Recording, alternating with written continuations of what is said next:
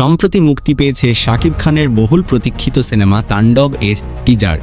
ভক্তদের মাঝে ব্যাপক উত্তেজনা, চারদিকে আলোচনা শুধু এই ছবিকে ঘিরেই। তবে চমকের মধ্যেও থাকলো এক বিস্ময়। এই ছবিতে অভিনয় করেছেন জনপ্রিয় অভিনেতা মুশফিক আর ফারহান, কিন্তু টিজারে তার এক ঝলকও দেখা গেল না। আর এতেই যেন বেজায় চটেছেন ফারহান। ঘনিষ্ঠ সূত্রের দাবি, ফারহান এই ব্যাপারে প্রোডাকশন টিমের প্রতি অসন্তোষ প্রকাশ করেছেন। এমনকি অনেকেই বলছেন তিনি এই নিয়ে মিডিয়ার সামনে মুখ খুলতেও পারেন।